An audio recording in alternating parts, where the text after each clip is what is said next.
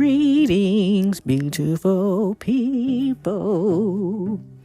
So, I have this book. This book that I have is called The Encyclopedia of Ancient Deities, and it speaks it speaks about ancient deities from long ago.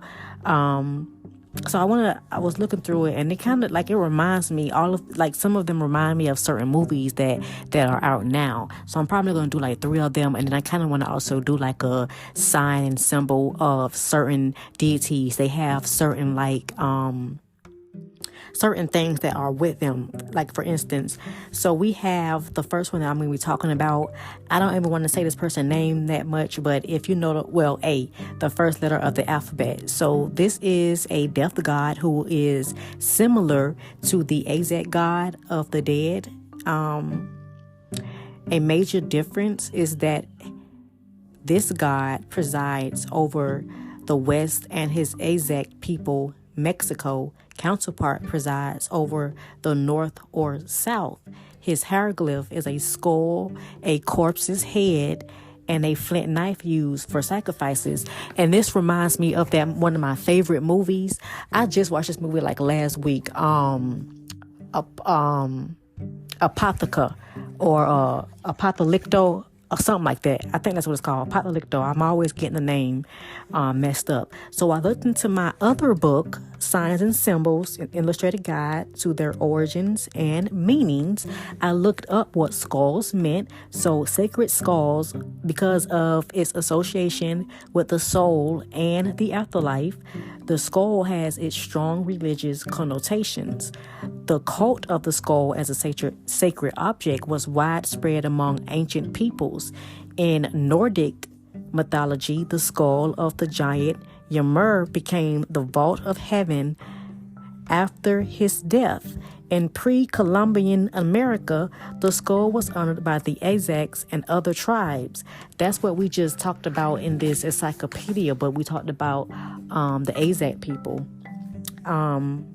Skulls also appear in the iconography of many Hindu and Buddhist deities, often in garlands or on a scepter.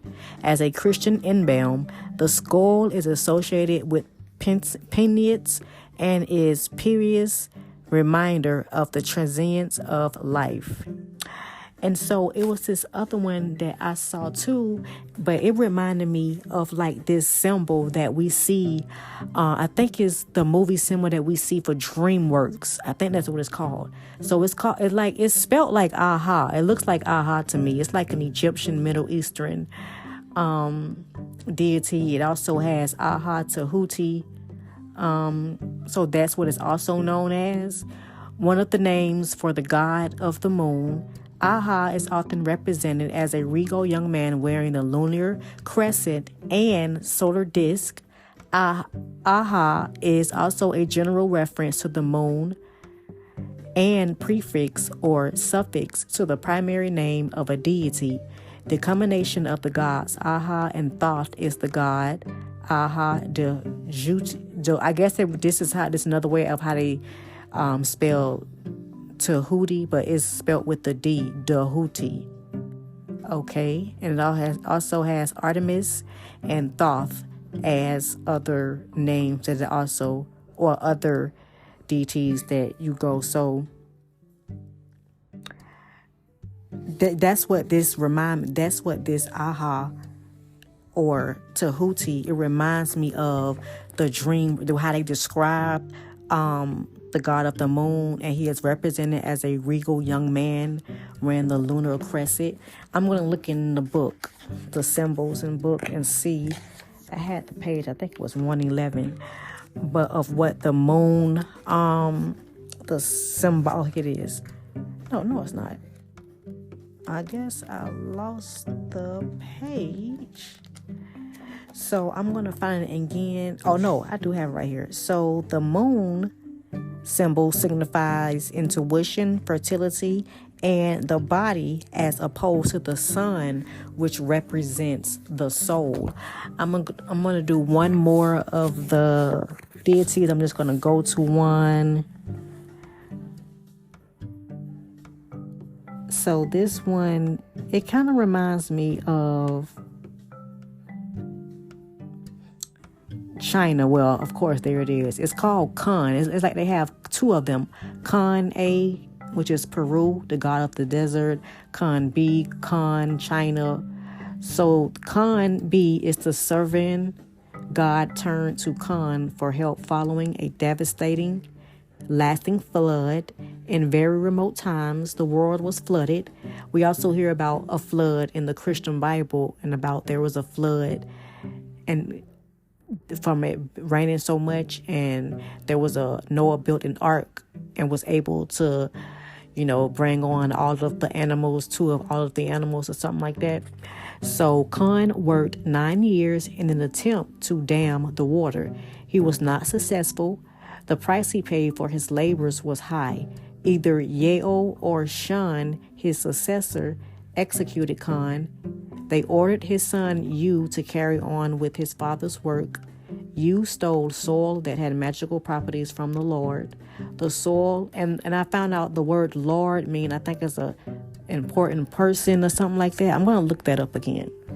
Matter of fact, let's look it up now to see, because I noticed too in a lot of fantasies and fairy tales and things like that, like they use the word Lord a lot. So the Lord is someone or something having power, authority, or influence, a master or a ruler. So, okay. Whereas Lord is an person or deity who has authority, control, or power over others, acting as a master, chief, or ruler. So let's go back to where it says the soil, known as the swelling mold, kept swelling in size. I guess they're talking about the soil that was stolen. He hoped it would hold the water back. It did not. The Lord, enraged with you for stealing the swelling mold, had him executed in a dark place without sun in the north, known as Feather Mountain. Yu's body lay there for 3 years without decomposing. Wow. Eventually, someone came along and sliced his stomach open. His son Yu emerged. Later, Yu had a son named Chi. It looks like Chi. But Chi is kind of like represented as like energy. We talked about Chi in my traditional medicine class. Kun is possibly the same as Khan of the Mongols, a white dragon horse that was a protector against demons. Khan is associated with Fuhis. There are many legends based on Khan's experiences, and some of them, Khan is successful in his attempts to close the dam and is rewarded with the throne. Often it is said that Khan was born from a stone that had been split open and he turned into a bear. So I see at the bottom too, they have Kunsi, a god who is the moon. I was about to say something about this, but this reminds me of like how how a lot of the like the comic books and things, like the comic books, even Star Wars. My mom really liked Star Wars, and I didn't understand that it was like a metaphysical, like kind of spiritual kind of show. I got to go back and look at it, the updated version though, but I kind of see why she like that. And it had a lot of alchemy,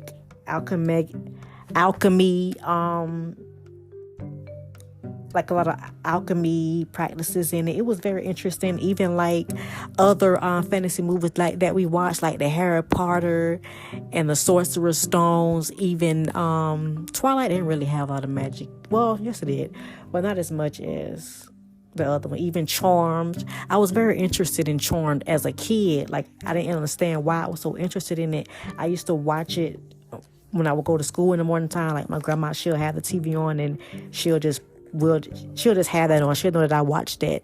And I was just interested in things like that. It's just very interesting to me. I know people look at things like that and call it all types of names, but information is neutral. Information is a person's intentions on what you plan on doing with whatever it is. So that's what I wanted to come share. These books have been sitting on my bookshelf for the longest. I have so many other ones that I want to come and share, but we're going to kind of like get through these. I'm very interested in these, learning about different cultures and the different deities and things like that. So until next time, gods and goddesses, peace.